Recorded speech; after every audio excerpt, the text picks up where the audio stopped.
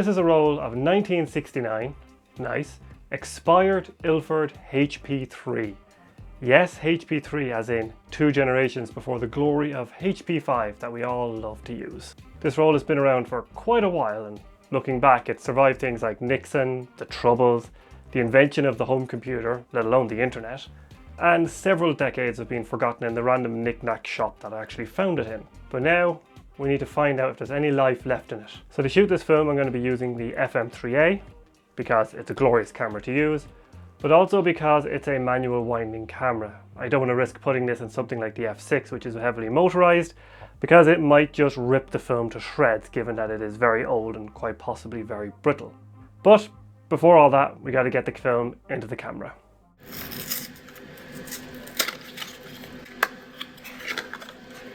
Came in one of these metal cans.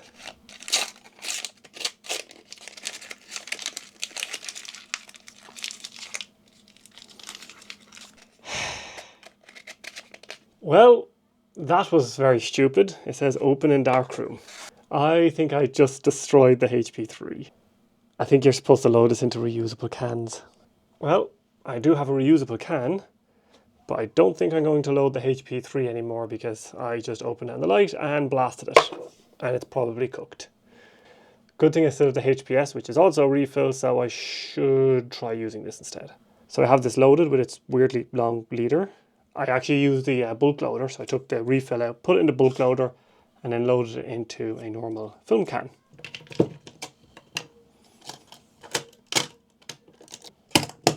And we're going to set the ISO to low. Now that the film's loaded, I need to figure out what speed to shoot this thing at, and I have no idea about how this film was stored at all. The general rule of thumb is 1 stop per decade of expiry for negative films. So, based on a heavily reliable source, I'm going to shoot it at ISO 25. With my source being, I made it the F up.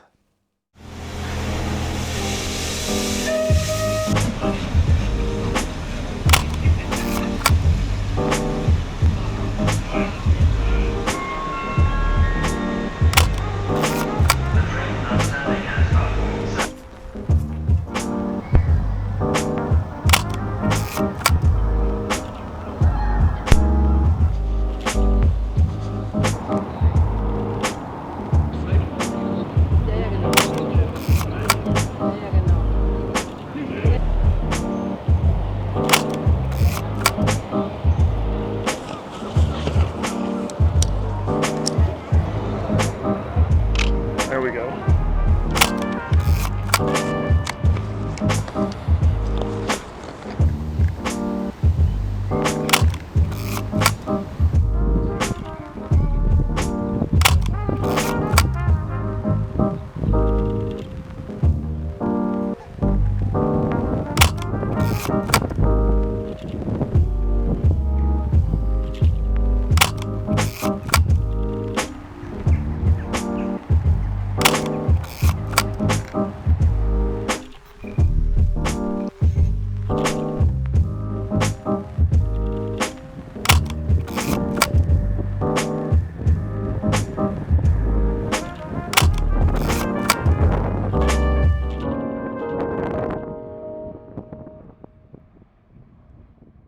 And once I'd finished the roll and was rewinding it, I thought the film had actually snapped somewhere or become detached from the reusable can I put it in. That's broken.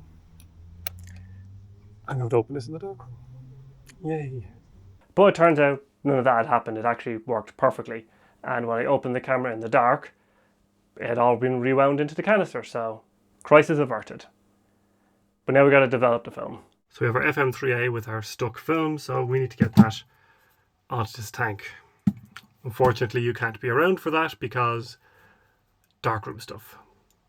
Turns out I was incorrect. The film did rewind correctly. So we have our HPS in this can. Let's get loaded. So to develop this film, we're going to be using Rodinal. I'm going to do a stand development, 1+100 for 30 minutes, and then turn it over and do another 30 minutes. And the reason I'm doing stand development is because it will develop the film to completion but it won't have excess chemicals in there to overdevelop the film, because I have no idea what the condition of this film is and I want to make sure it develops fully. And also because it's a more gentle process, you know, you're not sloshing the water around as much, you know, maybe the emulsion might be weak after 60 years.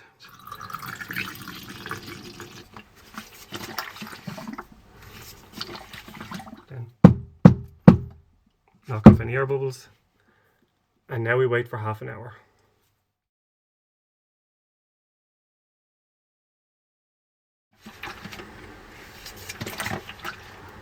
Okay. Now for another half an hour.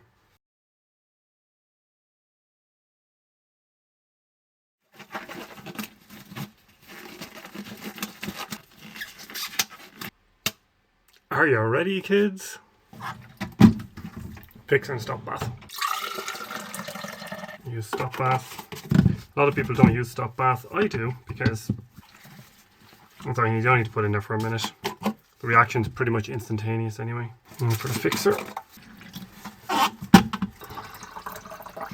Love the smell of ammonium. Smells like images. Okay, so I've rinsed the film a few times.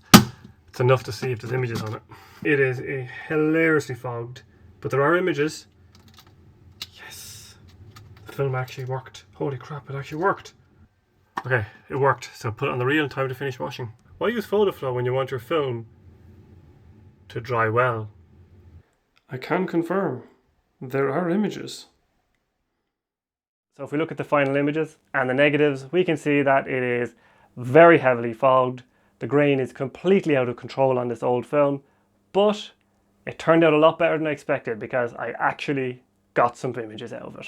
So am I going to go around hunting 60-year-old expired packs of Ilford HP3 and HPS to shoot in the future?